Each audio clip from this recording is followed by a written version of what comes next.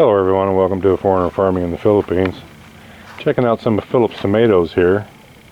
We got some flowers going. I thought there was a bunch of small tomatoes here this morning. Looks like you've got the ampelaya in with them. We got, look at the cute, oh here they are in the back. Some small potatoes, but look at this. Cucumbers. Cucumbers, yay! And then there's some little tomatoes. Yep. Those are the Roma type, right? Yep. Ours are actually, you know, the ones we put in pots and the hanging pots? Yeah. They're all doing great and they're setting fruit. Small stuff? Well, they're about that big now, but they're still, the plants, I think I've got the secret on getting the plants to thrive. A subscriber of ours named Zach sent us some sulfur, and the first string of hanging plants hanging tomatoes that I put up weren't coming out the bottom. They were out the top, just like a regular pot. Yeah. And it was you know, you look at these plants, you come out and one day they're fine and the next day they're half dead. I came out and checked those one morning and they were half dead.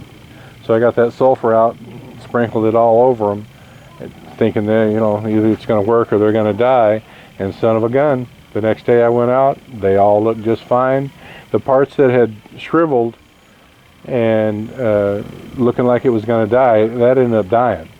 But all the rest of it that was still green and not affected just bounced right back, and I've got fruit on those now.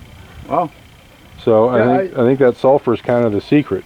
Yeah, and she just started another whole row of them here. As a matter of fact, today. There you go. Some of the tomatoes. But here she had the first patch. Wow, we got a bunch of tomatoes off those. You actually made some cages. Wow. Oh, yeah, way back when. You had these made, right? No, I did those. You just tacked them up real good? Yeah. I've got a bunch next to the house planted. I'm just gonna string them up. I'm just gonna put stakes in the ground on the end. The rows are only like 15 feet long. So I'm gonna just put stakes in and string them. Just run string. And hopefully that'll work. I was going on tomato plants in the U.S. on this size, and of course here, yeah, you need almost 5 to 6 foot stands. Easy. As you can see, in back of you here, yeah, I'm not going to touch them because one, you don't smoke, so you don't have this problem, but I do, and so I'm getting I go out and I have to snip branches off every day. I'm getting tobacco mosaic virus because I smoke and throw a cigarette butt around once in a while. Tomatoes are distantly related to tobacco plants, and they don't, for some reason, they don't get along. And you don't have any, and I'm not going to touch it and show you, even if you did have some. But it just looks like someone's taken a little white marking pen and just drawn on the leaves, and it looks like a mosaic. Oh, I've seen that. Yeah, you've seen it here? Yep. It looks like you don't have it right now, and that's a good thing. I mean, it won't kill the plants outright, but it does affect growth and production. Yeah, and I've seen that before over the course of us planting and everything like that. Well, your tomatoes are looking good though. And you know what I did? I came out, well, save the pieces.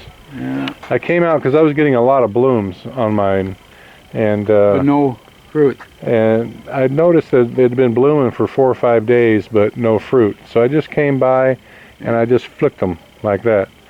And it was just, the light was just right one morning. I did it about noon, so they had a chance to dry off. And the light was just right. And when I flicked them, you could see the pollen just flying off of them. And of course, that's what will make it set fruit. Yep. So I did that to all mine, and I've got bunches of tomatoes everywhere. They're really doing well. I'm See, I pleased. think on the beans, the ants, the black ants, like the flowers on the beans, and I think what they're doing is pollinating. And I don't know if the beans require that, but the ants just ruin us at our place. Oh, yeah. I mean, Marcel's ampelaya was doing good in the enclosed garden, and the ants got in there, and they destroyed them. Yeah, but I these didn't are all realize doing you good had here. She had some cucumbers in here. That's good. That's good for a salad. Yeah, I planted some dill today. And you know, I can report, because I did a video on it today, a couple subscribers brought some seeds, some heirloom as well. I planted them all about 10 days ago in trays. They've all coming up. Oh, wow. So, I mean, you were talking about, you know, maybe they radiate them when they bring them through customs or whatever, but these are all looking great.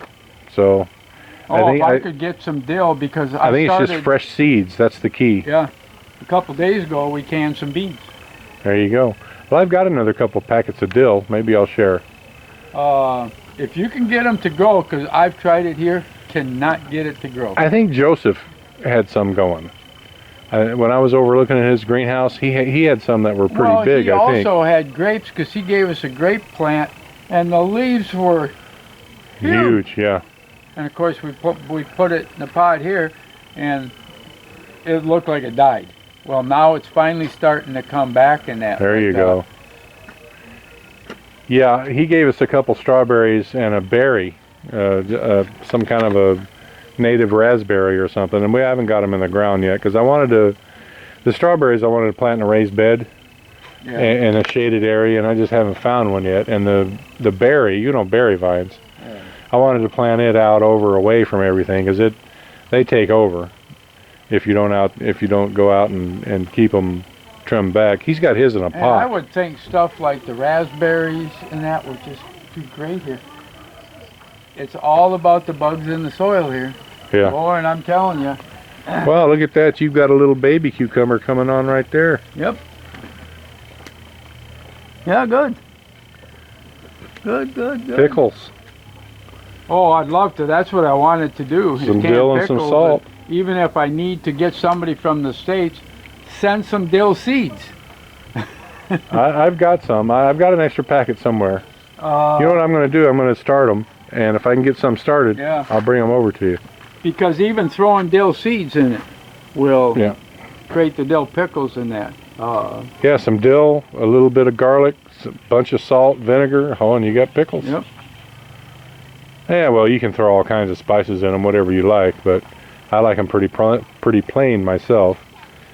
And I'm really tired of the sweet pickles and the sweet pickle relish. I can still remember Grandpa and Grandma in Canada on their back porch, and it was enclosed, the back porch, so it got heat from the house and that. They had their oak barrel, and they had pickles in there, and they put regular cabbage heads in there, and the sour cabbage heads, oh man, there ain't nothing like sour cabbage heads if you want to make cabbage rolls or stuff like that. Just throwing them right in the pickle jar, huh? And you'd go out there and just dip your hand in and grab a pickle, and oh man. Yummy goodness. Yeah. And I got a few worms this morning too, but it looks like yours are pretty worm free. So far. But you've got chickens running around too. That kind of makes a difference, right? Yeah. All our chickens are kind of in one spot. Well, I just wanted to check out Phillip and Beth's tomatoes, and they're doing well. So thank you, everyone. Please like, comment, share, and subscribe.